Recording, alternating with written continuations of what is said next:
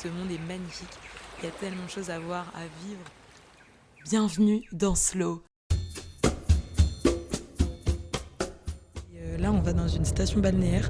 On sait pas trop à quoi s'attendre parce que les avis étaient hyper mitigés. Genre, il y en a qui disent bon, c'est une station balnéaire un peu de riches où il y a tous les Russes qui sont venus et qu'on construit plein d'hôtels et tout. Et puis, il y en a d'autres qui disent ça vaut le coup parce que du coup, la ville, elle est nickel et il y a des hôtels de luxe et les plages sont super belles. On va voir. On est dans un méga building. On se dit que c'est une expérience. Après avoir été dans notre petite cabane vue sur le lac, là, on va être dans un méga building. Bref, voilà, on va tester, on va passer 2 nuits là-bas. En fait, il commençait à faire vraiment froid dans la zone où on était. Être en short, t-shirt n'était plus du tout adapté, donc là on va essayer d'aller vers le chaud. Mais c'est pas sûr, on verra. Nha Trang. Nous sommes bien arrivés, là, pas de doute. Les buildings se confondent entre eux et les touristes sont très très nombreux. À première vue, il est vrai que, comme nous en avions entendu parler, la baie de Nha Trang est magnifique. Bordée de montagnes, haut d'un bleu superbe. Mais immédiatement, quelque chose nous frappe.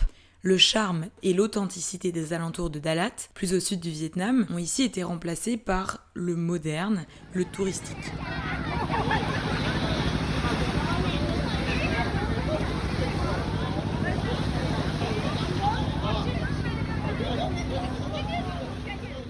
Les touristes russes sont tellement présents que les panneaux et les cartes de restaurants sont en vietnamien et en russe.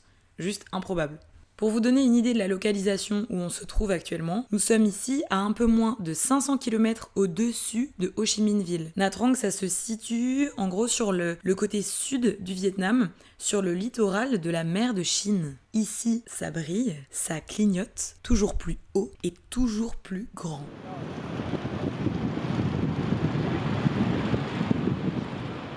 Il y a des restaurants de fruits de mer à tous les coins de rue, des lumières partout, et des barres d'immeubles vertigineuses, mais vraiment. Quand on s'installe sur la plage avec Adri, à notre arrivée, pour se prélasser, on doit se frayer un chemin parmi les serviettes de bain des touristes biélorusses, vietnamiens, en minorité, chinois et américains. Face à nous, la mer, magnifique, et une déferlante de vagues et de rouleaux. On se baignera une autre fois, tant pis, moi clairement ça me fait méga peur.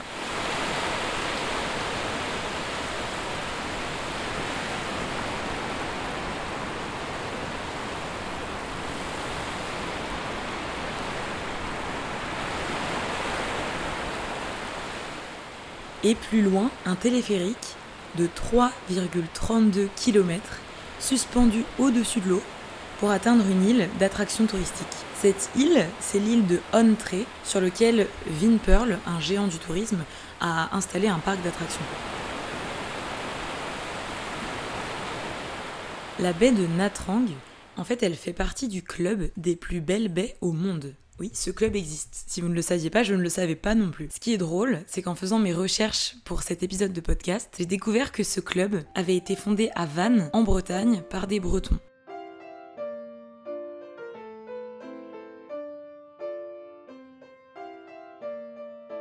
En tant que bretonne et ayant fait mes études à Vannes, je trouve ça cocasse comme info. L'ironie veut que ce club, une fois qu'on en fait partie, on s'engage à respecter une charte sur la préservation environnementale, genre sensibiliser à l'importance des baies dans le monde, à la préservation du milieu marin, etc. Donc peut-être qu'en effet, cette baie fait un gros travail de préservation des littoraux, mais j'avoue, je vais vous conter dans cet épisode notre escapade sur place, et la préservation environnementale, elle était vraiment pas flagrante, voire complètement l'inverse.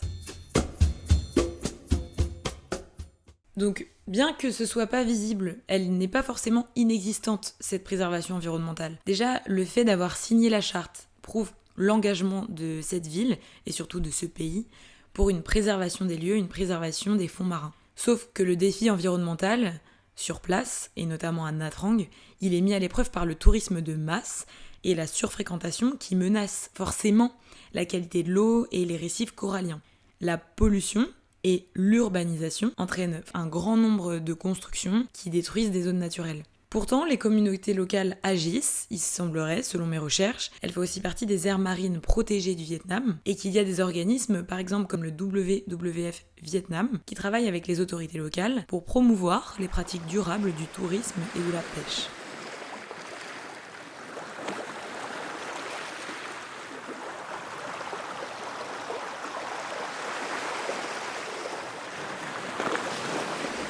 Tout Tout ceci, encore une fois, c'est pas flagrant compte tenu du développement touristique du lieu. Je vais vous en parler, mais c'est vraiment une zone sur-touristique. Quand on arrive sur place, les lieux nous intriguent. L'atmosphère, elle est très branchée, c'est très très très très chargé, en vrai un peu à l'américaine, j'imagine surtout un peu à la russe, mais moi je suis déjà allée aux États-Unis, mais je ne suis jamais allée en Russie, donc je vais dire un peu à l'américaine. Il y a un côté bling bling qui nous surprend un peu, nous qui arrivons d'une nuit de bus de nuit. Voilà, vous pouvez bien voir comment on est installé. Là c'est dehors, présentation. Là on a une zone pour ranger nos pieds, genre comme ça, avec un petit plaid. Et on vient de découvrir qu'il y avait la Wi-Fi à bord, dingue. Après avoir quitté le dépaysement total, le calme verdoyant des montagnes de Dalat. C'est toute la dimension improbable et variée de ce pays qu'est le Vietnam. Et je me disais, en vrai, en écrivant ce podcast, pour peu qu'on aime l'ambiance all-inclusive, hôtel de luxe, piscine à débordement, parc d'attractions, restaurant chic, c'est même le lieu de vacances idéal.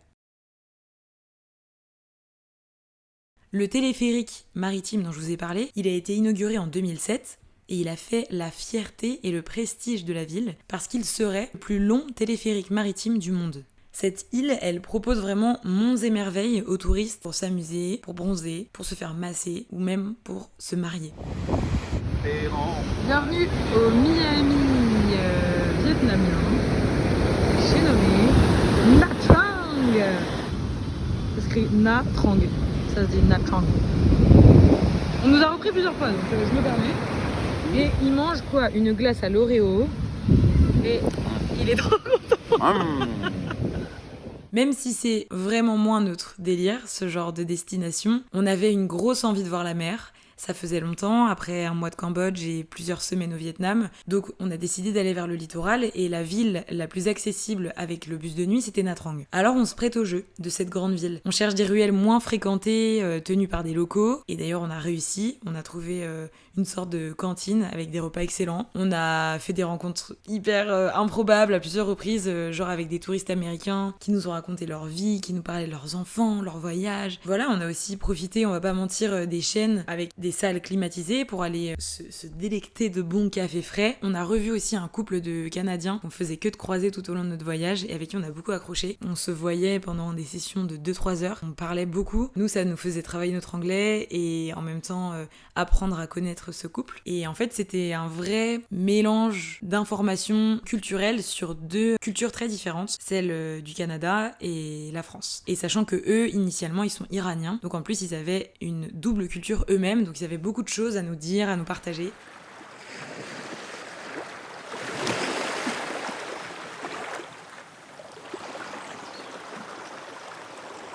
Le slow travel ne quitte jamais notre esprit. Alors on tente quand même de trouver des pas de côté au niveau du logement ou du quartier à visiter, mais en vrai on trouve pas autre chose que des nuits d'hôtel dans des grands buildings. Alors on y va, c'est parti pour 2 ou 3 nuits au 20e étage avec un accès piscine sur rooftop. Donc même si le all-inclusive ça nous va pendant 2 jours, on a hâte de retrouver un cadre plus authentique. On va pas se plaindre, bien sûr. On dort dans un grand lit douillet avec vue sur mer. On profite de la piscine. Et surtout, on profite de l'une des rares fois où on a eu la clim depuis notre départ, il y a presque 1 mois et demi maintenant. En vrai, en 1 semaine, on explore 2 mondes absolument et diamétralement opposés. Et c'est aussi ça les surprises du voyage. Se baigner au 20e étage d'un building au Vietnam, en vrai c'est complètement lunaire. Alors on en profite sans se poser trop de questions. On a entendu dire qu'aux alentours de cette ville existent plusieurs îles magnifiques pour se baigner et pour découvrir la faune et la flore. Après avoir lu beaucoup de blogs de voyageurs en sac à dos, on décide de contourner les ferries de touristes. Bon, en fait, en vérité, on a marché plus d'1 heure pour atteindre une zone d'embarquement et apprendre qu'il fallait réserver des semaines à l'avance. Et surtout, le prix était exorbitant pour être plus d'une 50aine dans une zone de snorkeling. Mais en fait, rien qui nous convenait, donc on a rebroussé chemin. On s'est renseigné et on est monté à bord d'un bateau de pêcheurs et on a réussi à s'extirper des foules. En tout cas, c'est ce qu'on pensait. On opte pour une île plus éloignée, pensant avoir trouvé l'astuce secrète. Une fois proche de l'île en question, le pêcheur s'arrête, nous fait descendre et nous donne un horaire de retour. Déjà, tout est très calé, tout est très précis. Il repart aussitôt, on n'a pas notre mot à dire. Sur place, des dizaines de bateaux viennent déposer des groupes de touristes. Ça s'enchaîne, mais vraiment, toutes les 10 minutes. L'île est aménagée de sorte à ce que tous les visiteurs ne s'éloignent ni des restaurants, ni des espaces de jeu, ni des machines à mousse, oui, ni des bars ou des petites plages. On tente de partir, nous, explorer les lieux à pied, parce que on en a l'envie, on a envie de randonner, on a envie de prendre un peu de hauteur. Et en fait, très vite, un salarié d'un bar nous rattrape et il nous dit non, vous pouvez pas aller par là. Les touristes, ils doivent aller uniquement ici et là. Au-delà du panneau, c'est privé et surtout, c'est interdit. Ok, sentiment en vrai un peu bizarre. Parce que le cadre, il est magnifique, mais vraiment, c'est vraiment très très beau. Et pourtant, l'ambiance jet set, avec obligation de ne pas dépasser une certaine zone de cette petite île, nous oppresse un peu. Et en même temps, on se dit que c'est certainement pour préserver les lieux, et aussi que l'île a le droit d'être privée, tu vois. Genre, c'est une possibilité. Mais c'est vrai qu'on est loin de l'idée qu'on se faisait d'aller prendre le large en se rapprochant de la côte, ou alors de la liberté de nager au milieu des poissons, et surtout loin du tourisme de masse, ce qu'on veut vraiment éviter pendant ce voyage. Ici, littéralement, tout est payant, les lignes de baignade, elles sont très très petites, et en fait, les bateaux de touristes qui arrivent, ils foncent, et vraiment, ils empiètent sur les lignes. Donc en plus de ça, faut pas avoir une brasse trop longue, parce que sinon, je pense que tu te fais complètement écrabouiller.